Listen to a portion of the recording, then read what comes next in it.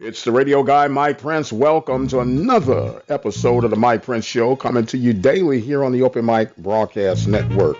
Our social media handles Instagram, Facebook, and Twitter, all at the Mike Prince Show.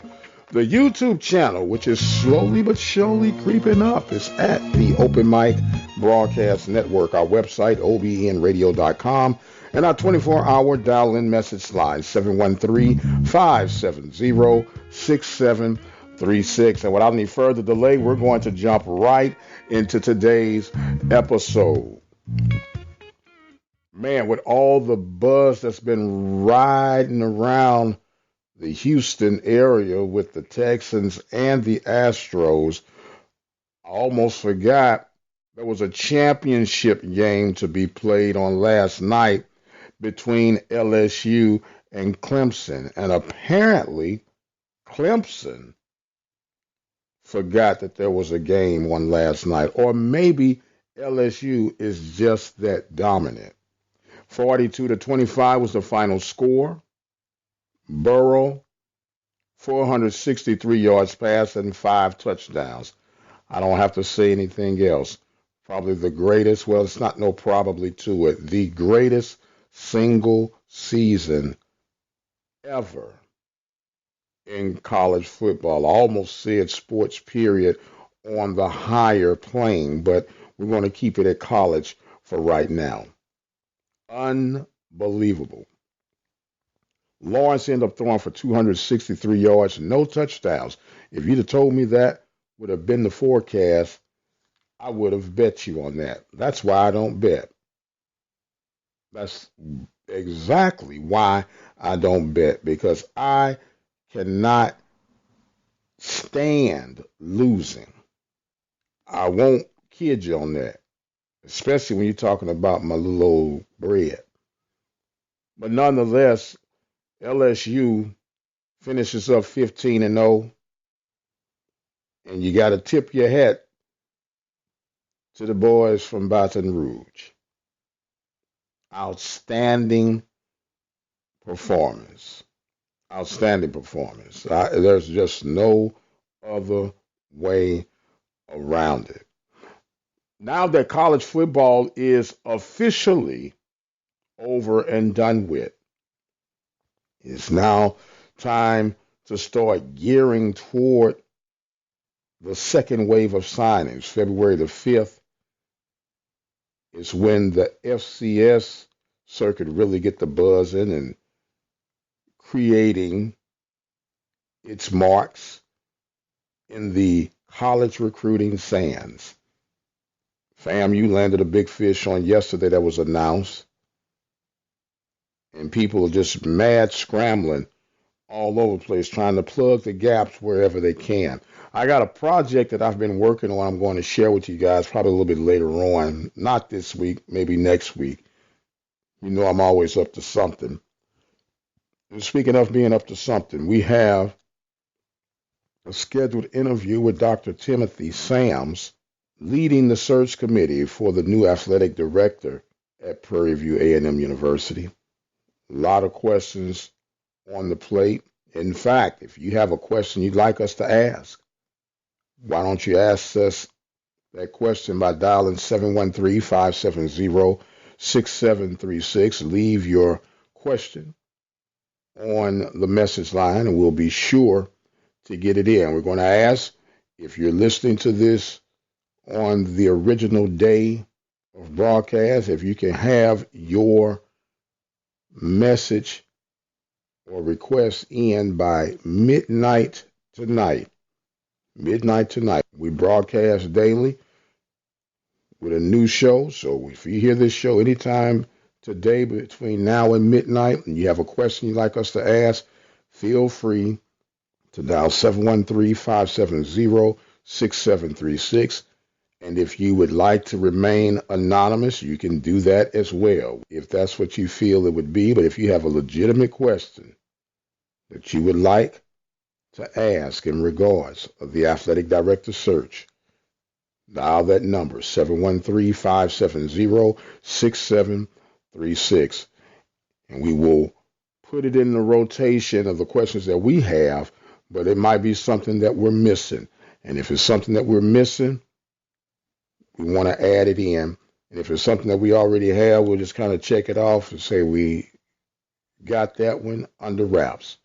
But that number is 713-570-6736.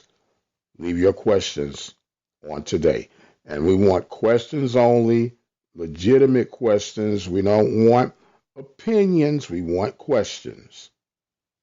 We have times for opinions down the road, but at this point, we're seeking questions of some things you would like about the upcoming athletic director search. And speaking of search, I don't even know where to begin. We'll begin with the Texans and we'll finish up with the Astros. Houston Texans still licking their wounds from that 24-0 collapse over the weekend.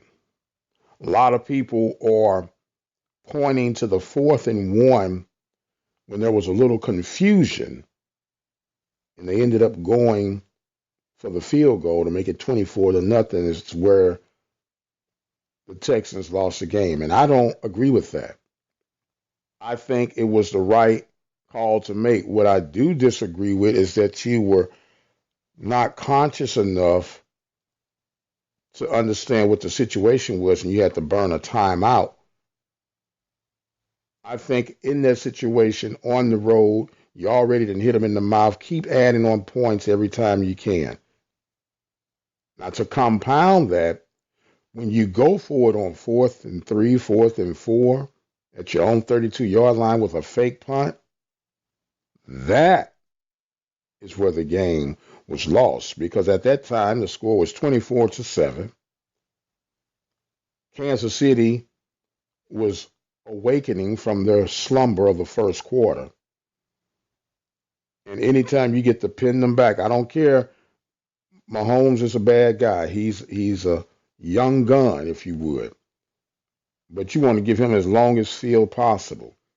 And I know there was concerns that they maybe would not have been able to stop them defensively, but at least make it as difficult as you can by giving him a longer field and not a short field. That's where the game began to turn south for the Texans and north for Kansas City. The game was lost at halftime.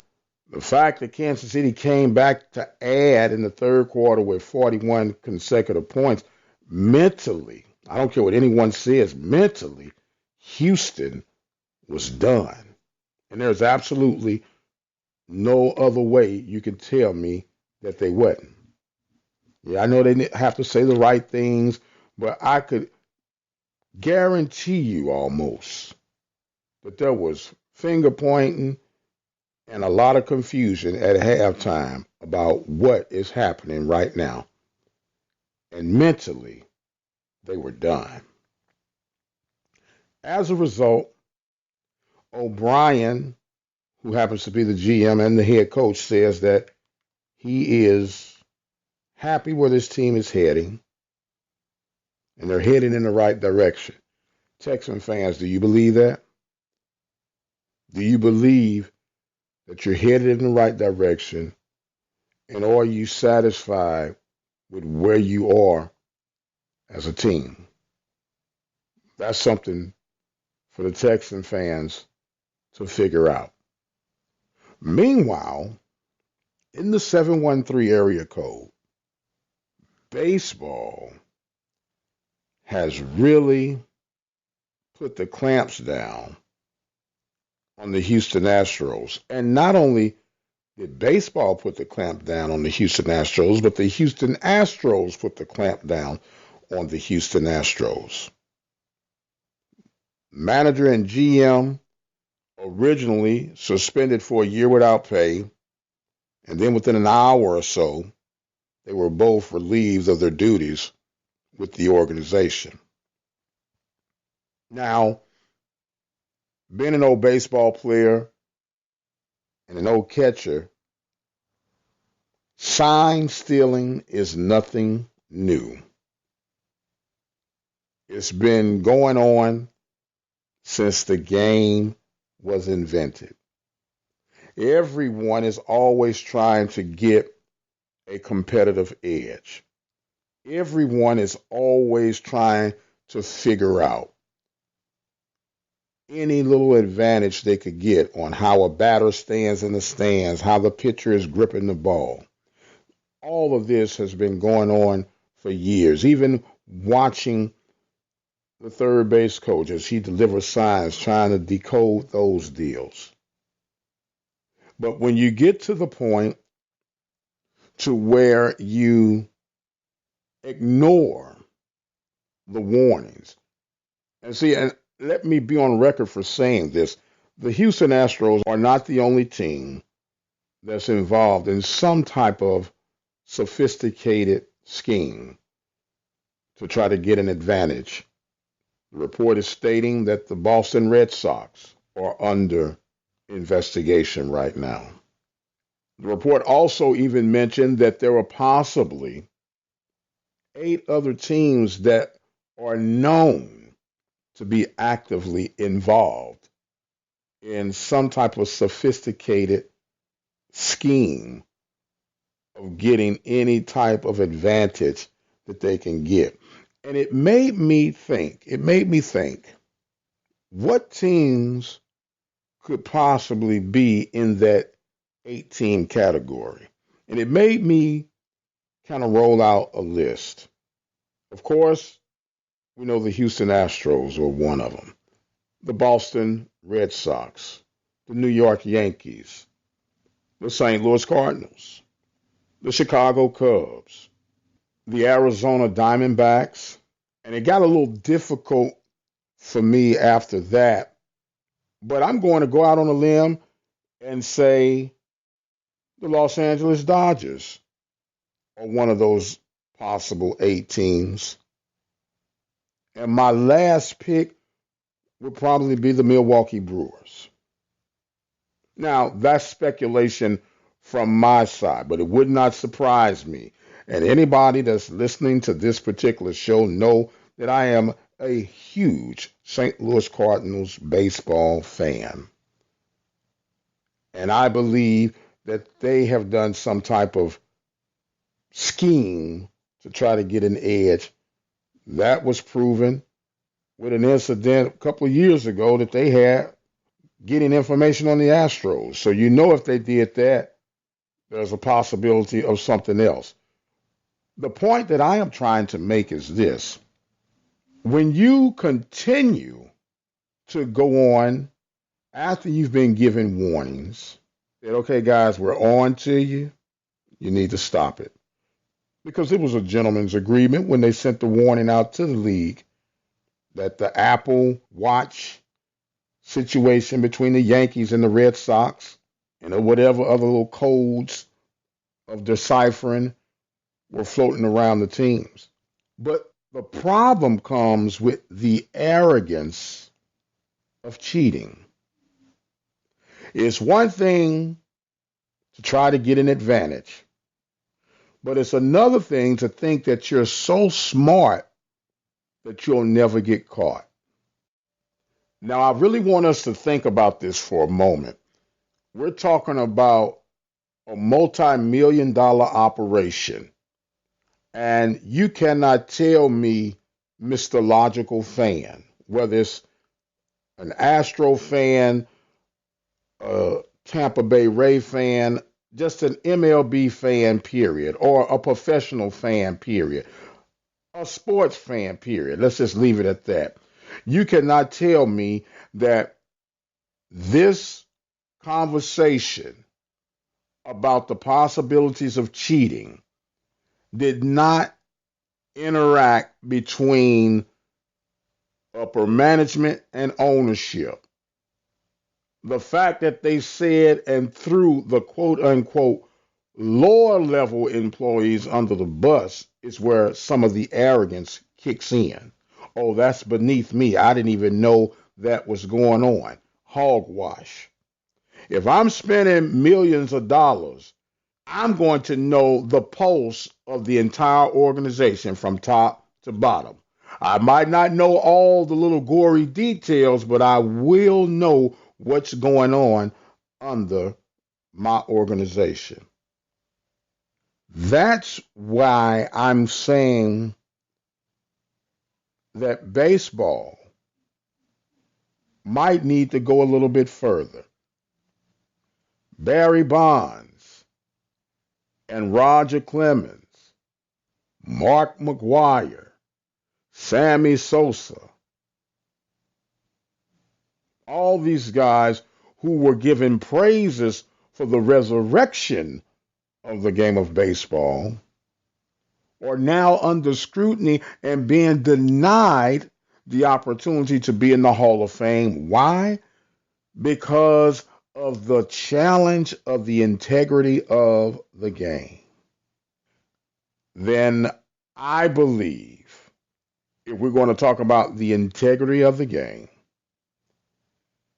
when it has been proven that after the warning of September of 2017 about stop what you're doing as far as sign stealing and whatever else you were doing, if you do not strip the Astros of their 2017 title, then it's still injustice being served. I know that seems harsh, but that's what baseball said they wanted to do. That's what they say they stand for. Now, do you strip the title according to what you've been doing with Pete Rose, Roger Clemens, Barry Bonds? I would have to say yes. Wouldn't you? Here's my last point I'm going to make about this topic for today. Pete Rose, Roger Clemens, Barry Bonds, anybody else that you can think of, those were individuals. This was an entire team effort from the quote unquote lower level employees up to the top dog. So therefore, if the entire organization gets credit, then the entire organization should be punished. We'd love to hear from you. I am the radio guy, Dr. Mike Prince. It has come time for me to exit stage left. I want to thank you guys so much for joining us, supporting us, and growing with us. Don't forget to subscribe to our YouTube channel at the Open Mic Broadcast Network. And until the next time, you guys be blessed, and we'll see you on the other side.